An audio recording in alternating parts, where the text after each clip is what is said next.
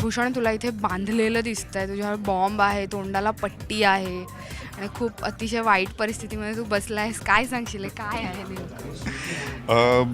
Poster बघून लगेच अंदाज येत असेल की थोडासा सिरियस चित्रपट आहे. 1, 2, 3, 4 हा आमचा सिनेमा लवकरच रिलीज होतो आहे. आणि येस, हे जे सगळं दिसतं आहे ते खरं आहे. असंच चित्रपटातसुद्धा घडतं आहे. बरेचसे सोशल इश्यूज खूप एंटरटेनिंग आणि थ्रिलिंग वेनी हाताळले गेलेत आणि त्यातलाच हा एक सीन आहे जे खरंच मला असं बांधलं होतं. आणि बरेचसे सीन्स माझे असे तोंड बांधलेलं असायचं, त्यामुळे वैताग होता लिटरली. कारण दरवेळेला असं व्हायचं, अरे नाही नाही नाही, ते तोंड बांधलेलं खरं नाही वाटतं, ते खरं दाबा, खरं खरं बांधा. आणि लिटरली म्हणजे मलाच वैताग यायचा की झाल्या सीन नंतर द्या बाबा, मीच बांधतो स्वतः. सो असे काही एक होतं, पण जेवढं मजा सीन्स करत असताना करत होतो, पण तेवढाच विषय थोडासा गंभीर आहे पण महत्त्वाचा आहे. ह्या चित्रपटाचं पोस्टर शूट करतानाही फार मजा आली असेल तुला, तोंडाला पट्टी बांधून वगैरे बसणं, तो एक्सपिरियन्स कसा होता? खरं सांगू तर not only for the poster, पण थ्रू आउट हे तोंड बांधण्याचा एक खूप मोठा चंक आहे की मला बोलूच देत नाही आहेत.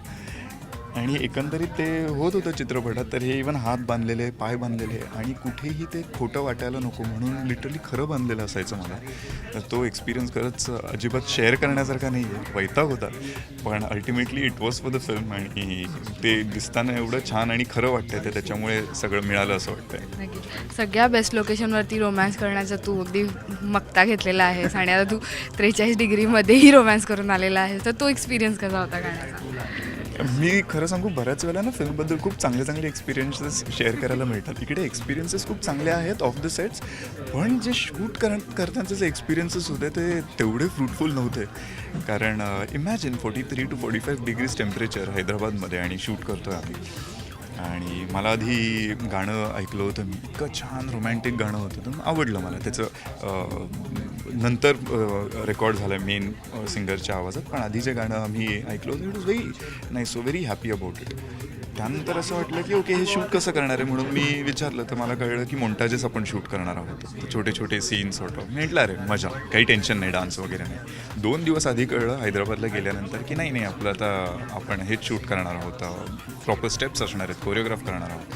तर तिकडेच माझं आधी असं झालं होतं की ठीक, म्हटलं नो प्रॉब्लेम, 2 दिवस आहेत, रिहर्सल करू.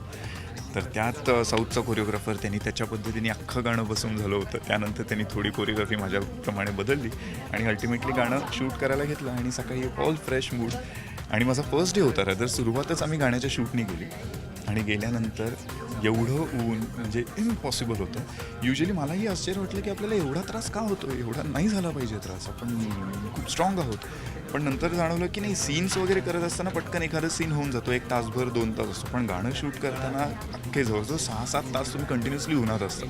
तर त्याच्यामुळे जरा त्रास झाला, नाकातनं रक्त वगैरे होतं, आणि मला वाटतं कुठे रोमॅन्स करतोय आपण आणि काय खरं चाललं आहे म्हणजे ऑफ द सेट काय चाललं आहे, आणि गाणं करताना एकदम रोमॅन्टिक मूडमध्ये. म्हटलं हे कसं दिसणार आहे, मला खरंच जरा डाऊट वाटला होता. कारण थोडासा मीही वैतागलो होतो. पण फॉर्च्युनेटली ते गाण्यामध्ये पण तसंच असायला पाहिजे होतं की दोघांमध्ये थोडंसं वैतागलेत एकमेकांवर आणि अशा ह्याच्यावर होतं. पण दिसताना अल्टिमेटली गाणं एवढं फ्रेश आणि छान दिसतं की असं वाटतं त्या लोकेशनला जावं, काय मस्त लोकेशन आहे, जाऊन बघा. 45 डिग्रीजमध्ये माझी आठवण नक्की येईल. आम्ही थंडीत जाऊ. सिरियसली जा, अजिबात कोणीच गेलं नाही पाहिजे. गेलात तरी फार वेळ उन्हात थांबू नका. जे काही टॅन झालो होतो आम्ही, काळे पडलो होतो सगळे एकतर कंटिन्युअस उन्हात त्या, आणि त्याचबरोबर जो काय त्रास, डिहायड्रेशन. आणि मला एकट्याला नाही, खरं सांगायचं तर युनिटमधले सगळ्यांना हा त्रास झाला. पण कुठेही एक माहिती होतं की आपण कशा पद्धतीची फिल्म करतोय आणि काय विषय हाताळतोय, त्यामुळे सगळेजण त्यांच्या त्यांच्या एनर्जीजनी काम करत होतो. दरवेळेस एक वेगळा विषय तुला मिळतो चित्रपटासाठी, हाही एक वेगळा विषय आहे, इथे वेगवेगळ्या कथा आहेत. तर हा एक्सपिरियन्स कसा होता चित्रपटात काम करण्याचा ह्या विषयावर? Yes, as you rightly sed की वेगवेगळे विषय मिळतात. खरं सांगू तर मलाही सांगायला आवडेल की माझं इंडस्ट्रीत कोणी गॉडफादर नाही आहे, त्यामुळे मला खूप जास्त लिबर्टी घेता येत नाही की काय कोणत्या फिल्म्स करायच्या आहेत. पण तरी त्यातनं सिलेक्ट करून मला वेगवेगळे विषय हाताळायला आवडतात. त्यात टाईम भरावाईट जसं झालं होतं, डिंचॅक एंटरप्राइज झाला होता, आणि त्यानंतर ही फिल्मसुद्धा एक सोशल इश्यू. कारण बऱ्याच वेळेला काही एक फिल्म्स येतात जी एक सोशल इश्यू हाताळला गेलेला असतो, आणि त्याच्यावरती खूप मग त्याचप्रमाणे थोडं सिरियसली आणि असं सगळं फिल्म चित्रित होते. पण इकडे सस्पेन्समध्ये हा सगळा सोशल इश्यू कसा मांडला हे खरंच बघण्यासारखं आहे. आणि एक इश्यू नसून बरेच वेगवेगळे विषय जे आपल्या आजूबाजूला कायम घडतात, आपण त्याच्याबद्दल चर्चाही करतो, पण ती एक लिमिटेड चर्चा होते आणि नंतर आपण विसरून जातो. तर ते कुठेतरी ही चित्रपट पाहिल्यानंतर हा चित्रपट पाहिल्यानंतर परत एकदा आपल्याला स्ट्राईक होणार आहे की अरे याबद्दल काय झालं होतं पुढे एका पर्टिक्युलर विषयाला कुठेही पॉईंट केलेलं नाही आहे, पण बरेचसे विषय हो यार हे आपण विचार करायला पाहिजे. असे बरेचसे विषय की फॉर एक्झाम्पल आपण आजकाल कास्टवरनं खूप जास्त बोलतो, जातीवरनं खूप जास्त बोलतो, पण जाती सोडा आपल्यामध्ये प्रांतांवरनं सुद्धा किती वाद होतात.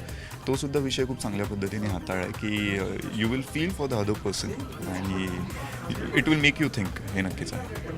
Thank you so much. आपण पुन्हा भेटूया मूवीसाठी. ऑल नक्की. थँक्यू. Thanks a lot.